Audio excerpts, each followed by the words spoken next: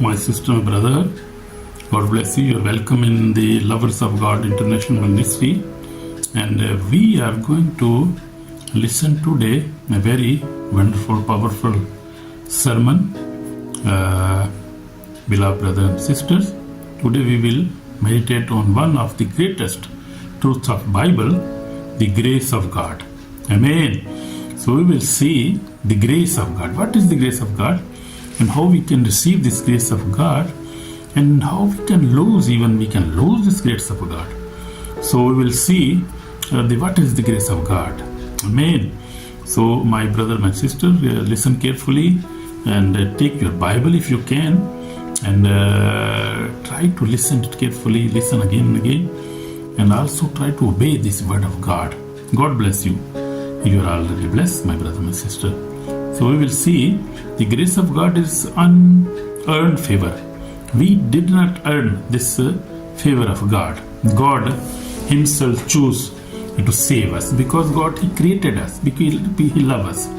Because we see in the beginning, God created the world, heaven and earth, and God created mankind, Adam, Eve, and then they sinned, and they lost their place and their dominion with God. And God was not happy with that, because God made them on their own image and on their likeness. So God cannot, God is very loving God. He is full of love. So he made the man and the mankind for his own glory. So God loved the word, and he cannot lose it. So he is the eternal God. So he is a perfect God. But Satan, our enemy, we had free will, and the Satan used our will and offered Eve fruit, and she disobeyed. She ate that fruit and was guilty in the eyes of God, and God pushed them out of the Garden of Eve. So this sin was committed in the beginning, and then the mankind lost their favor with God. The place God put them there in the garden, they were pushed away. So they lost their favor. They lost the love of God. They lost the salvation. They lost the holiness, and the mankind became very troubled, very in problem. They came into problem because there was no God with them. So they disobeyed God. But then God made a way to join mankind with his glory, with him again. So then he sent his own son, begotten son. Because we see in the Old Testament, God commanded Moses to offer the sacrifice, to shed the blood, because sins can only be forgiven by the blood. So then he was doing many sacrifices we see in the Old Testament, but that was not perfect offerings. So God said that I will send my own son, and he will pay their sin forever. They will got internal salvation, internal forgiven, internal salvation, and divine love. They will receive it again. So they will come in my fellowship again, So that was the great plan of God. So that is the grace of God. And we never did anything to motivate God or to tell God that please do this. God did it himself, because he cannot separate us, because he made us on his own image and in his likeness. So God actually formed our body and put his spirit within us. So our souls and our spirit cannot die. Our body will die because it was taken from the mud. So this is the gospel. This is the true thing which I want to tell you about that. So we will see now from the Bible now. So grace is God's unearned favor, his love given free free to sinners who do not deserve it. You see, we never deserve this grace of God. That is his own choice, because he can separate himself, cannot separate his spirit from him. So that was the intention, and God's this was given freely to sinners. Everybody is a sinner in this, but nobody is perfect, and nobody can claim that I never sinned in my life. Everybody sinned and he must receive his grace. He must need salvation. He must need forgiveness. So everybody must have to repent and receive this forgiveness. Amen. Amen. So we see whole gospel stands on this truth. Our whole gospel stands on this truth. So we cannot earn this grace. This is grace of God. So we see this is our foundational verse. We see Ephesians chapter 2 verse 8 and 9. We will see, for by grace you have been saved through faith, and that not of yourself, it is the gift of God, not of work, let anybody should boast. So we will see focus on this verse especially, and we will see different parts of this verse.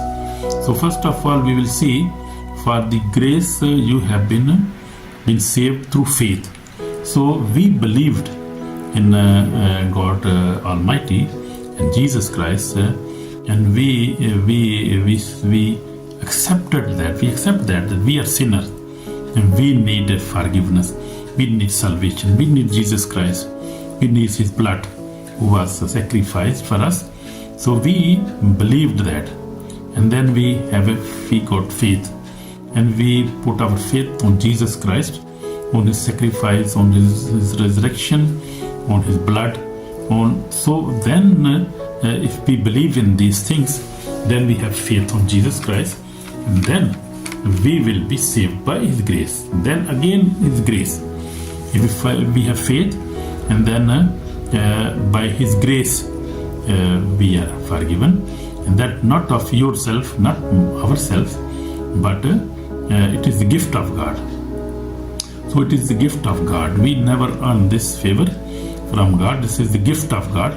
God has given us this gift of salvation, gift of eternal life, gift of prosperity, gift of salvation. So these are all gifts of the Holy Spirit and gift of God, not of our work. Our works are not good. We are not good enough. We are sinner, and we do all the life we do sin. We do sin in our eyes, our thoughts, even our dreams, and physically we do sins. So many kind of. So this is the big problem for the humankind. Nobody can stop it himself. Nobody has the power to stop the sin because it is not in our strength. So you see, this is the sin. Sin is operated by devil, even evil spirit, operate through sins. But God chose us to give forgiveness, and Jesus also came for this purpose. And Jesus, who is God, took a form of a man and was born in Jerusalem, in Bethlehem, 2000 years back. And we see he came, he preached for 3.5 years. He was raising dead. He was healing everybody, giving blind eyes, and also he was doing all sort of good works. So we see this was Jesus Christ, and he who believes in Jesus receive this grace. So this is not our work, not we could not earn that. This is the gift of God. Amen. So you need this gift of God. If you need the gift of God, you have to repent, and if you have repented, you have received this gift of God, and you are already blessed, and you are already citizen of heaven. And then we will see how we can lose this gift of God, the grace of God. So we will see now. We will go through now You will see. And grace is not a reward for good behavior. It is a gift from a loving Father. Amen. So as I was telling you, that this is the just only the grace of God and the gift of the loving Father. So grace is not a reward. We have not earned this reward from our good works.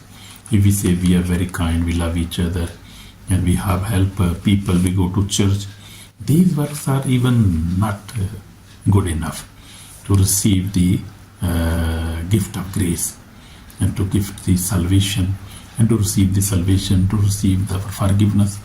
That is up to God who created us, and He chose who He will grant, whom He will grant and the grace, whom He will grant the salvation and forgiveness. It's up to Him because He is honor. He is honor our soul, our lives. So we will see what is the grace of God. We see now that grace means God reaching down to humanity with mercy. So God came down with His mercy and forgiveness and salvation. So God came down in the shape of Jesus Christ. He came down to give the humanity forgiveness and salvation. Who He repent his sins is forgiven, and who is this is salvation. This is the forgiveness. This is mercy of God. Not we did not these things. We were not able to do that. So this is the God's gift. Amen. Amen. But God demonstrated His own love toward us in that while we were still sinners, Christ died for us. So even we were sinners. We were doing all kind of sins at that time, and God, Jesus Christ died for our sin. And on the cross, Jesus said, Father, forgive them because they do not know what are they doing. So we were not aware what we were doing. And still now you see, people are doing all kind of sin, fornication, drinking, alcohol, and doing adultery, idol worship, everything they are doing still now. They don't know what they are doing. They don't know. They are ignorance of, and they are ignorant of that. So but God loves them. God is saving people whom He wants to save. So this is up to God's grace. We see in all nations, we see in Muslims, we see in Hindus, we see in white people, in America, in Europe, we see in Asia, we see in Africa. That is the choice of God, the grace of God. Whom He wants to save, He is reaching them, and nobody knows. So I have seen many witnesses. You see social media, many people are witnessing from the Africa, from America, from Europe, even from Muslim countries, from Iran. You see from Pakistan, India. You see from many Muslim countries. Even they see Jesus Christ in dream, and Jesus tell them, "I love you. I want to save you."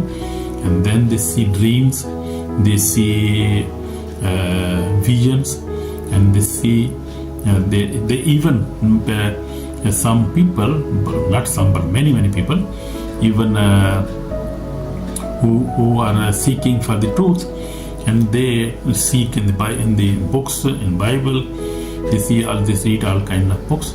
And then they see on social media, they never receive something. Then they also, many people also ask themselves in their prayers with their heart to Jesus Christ, and they ask and they question, God, if you are real, I want to see you. Come to in my dream, come to me in my room. I want to see. And Jesus Christ has been appearing to people in dreams. You see, I have seen many million of people. They met God, Jesus Christ and the Holy Spirit, and they are saved. So that grace is still going on, and we have that grace. We can also receive this. You can also receive this grace. I have received this grace when I was 13 years of age. I repented and I received the Holy Spirit, and I received the grace of God. From that time I have been reading the Bible, acting on the Word of God, and God has given me prosperity, blessing in my life. So that is the grace of God upon my life, on my family. I am the true witness. You can hear me, hear me, brother, my sister. So that is the grace of God. So that means God, where we were lost, but grace found us. We were weak, but grace lifted us up. Amen. Amen. So grace revealed through Jesus Christ. Jesus is fully revealed in grace is fully revealed in Jesus Christ. We see Jesus Christ. We see some two examples now of Jesus Christ. When Jesus forgave the woman caught in adultery in John 8, we see he did not condemn her, but he also said, "Go and sin no more." So grace forgive, but grace also transfer. So his life was transformed. So Jesus forgive that woman whom the Jews in John chapter 8 were going to kill her, were going to stone her, and that was their law. That was in Shara, and they were doing that from long time. They were killing women and men with stones, and they are doing that again. But we see Jesus Christ never allowed that, and Jesus said, who is without sin, he must first throw a stone to her, on her. And everybody saw in his life and found himself a sinner. So everybody left the ground, and she was alone there. And Jesus stood up and Jesus said, "Nobody condemned you?" She said, Nobody, Master." And Jesus said, "Okay, I will also not condemn you. Go and sin no more." So we must not sin again and again. If we have received the grace of God, that means our past sins are forgiven, and from further on we must not sin again and again, because then we can maybe lose the grace of God, our salvation. We can lose that if we sin again and again and never repent, and we repent again and again. We do so. We have to come in this. We have to know this very strong. We must believe it in strong. We must live a holy life, because God is holy. We must be holy. Amen. So we see second example on the cross. Jesus prayed for his enemies. Father, forgive them. This is pure grace, love given even to those who did not ask. We see this is the grace. They never asked for this forgiveness. They were his enemies. They were very much against him. They were killing him. They did whatever they could do, and they were hating. Hatred was in their minds, in their lives, and in that hatred they killed Jesus Christ. But Jesus Christ even forgave them on the cross, in the pain. There his blood was coming from his hands and feet, and from on her head also, and was beaten and was very much in problem. But even we see God forgive them. Jesus said, "Forgive them, Father." That was because they don't know what are they doing. That is the pure grace. Love even gives even those who to love even those who do not ask that. So we see this is the only pure gift of God, and it depend on God Almighty, who grant his grace and forgiveness, his salvation anybody. We see when God bring out Israel's, the word say that God hardened the heart of Pharaoh in that time, because he was created for that purpose. So he was very hard. He has very hard heart, and he never letting go Israelites. But then God showed his power, because Pharaoh was that for that purpose. So God has a special plan for everybody, and he forgive those who come to him. Now this is the period of grace, So we have that grace now. We can ask for forgiveness, we will be forgiven. So we see even on the cross, one of the thief said that, "O Lord, when you come in your kingdom, remember me." But Jesus said, "You will be in the paradise today with me." So you see, instant forgiveness. He was not a holy man. He never get to take any baptism. He never asked anything, did anything else. But he was forgiven just instantly on the cross. So Jesus came to forgive. He is love. He is full of love. And today we see still he is forgiving everybody, from every nation, from every continent, from every tribe. And he reaching the people. And the people who seek for truth, he is appearing to them. He appeared to them and he forgave them and he loved them, because God is love. We see that. And here we see, for the law was given through Moses, but grace and truth came through Jesus Christ. So we see in John, the Gospel of John chapter 1 and verse 17 says that grace of God came through Jesus Christ. He is a good example of forgiveness and salvation. So we see grace is not license to sin. Now we will see how we can lose this grace of God. So if we do continuously live in sin and we do not ask for forgiveness, we do not repent, then we can lose this grace. So we can lose this grace. Some people misuse grace, thinking it's allowed them to continue sin. This is dangerous. So many people believe in this, that grace leads to holiness, sin leads to judgment. So we will see that grace of God leads us to holiness. But sin is not good. God never liked sin and sinful life and sinful desires.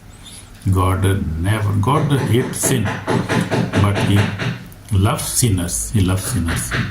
So we see in the Bible. So some people misuse grace, thinking it allows them to continue with sin. That's dangerous, very dangerous. Shall we continue with sin that grace may abound? Certainly not. Romans 6, chapter 6, verse 1 and 2 says that shall we continue in sin that grace may abound? Certainly not. So grace teaches us to live holy lives. So we must be holy as our God is holy. Sin leads to judgment. So we see this now very clearly. So as I told you my personal testimony, that God has saved me and I live in grace. I am thankful for the grace of God in my life. I am thankful for the grace of God upon my family, upon my generation, on my lineage. So I am very thankful to God. So grace and the day of judgment we will see now. Grace is available today, but tomorrow is not promised. So as I told you, the grace is available today. Tomorrow is not possible because our life is not stable. We don't know when we will live and when we will go from this world. So we have to accept today this. We have not accepted that. We have to repent. We have to ask for forgiveness, and that God will give us. By His grace, He will forgive us, and we will receive the new life. Amen. Amen. Behold, now the accepted time. Behold, now is the day of salvation, as 2 Corinthians chapter 6:2 says. So those who reject grace and continue in unforgiveness, disobedient and sin will face serious consequences. So those people who reject Jesus Christ, who reject grace, and they continue to live in unforgiveness life, unforgiveness spirit, they totally live in disobedient. They never obey the word of God, and that sin will have serious consequences on the day of judgment. So we see. So this is called for repentance. Behold, if you are living in sin, grace is calling you today. Repent now, forgive others, take back to God with all your heart. So we have to repent now. As the word of God says, if we confess our sins, He is faithful and just to forgive us our sins and to clean us from all unrighteousness. So God's grace is always 24/7 available, and we have seen that. We will read again this verse again, letter of John, first chapter, verse 9. If we confess our sin, if we confess our sin from our heart, and we say that we are sinners, God forgive us, then we see He is faithful and just to forgive us our sins and to cleanse us from all unrighteousness. Amen. So He is faithful God, as is written in there, the Bible. He is faithful God. So He can clean us from all the unrighteousness. So we will ask for forgiveness now, and He will forgive us now, right now. Amen. Amen. Oh Lord Jesus, we come before you. We are sinners, Lord Jesus. Forgive us. Forgive me, Lord. Forgive my brother, my sister, Lord Jesus. I pray for them. Forgive them and give them new love, and forgive them in your grace, and give them salvation. Give them, Lord, your eternal life, and wash them with the precious blood. Save their soul today, Lord. In Jesus' name I pray. In Jesus' name, amen. So if you have prayed this prayer with your heart, you are already forgiven, and you can listen again and ask for forgiveness, and you can do it yourselves. So please subscribe, like, and share the word of God to others also. So also others can also repent maybe. Amen.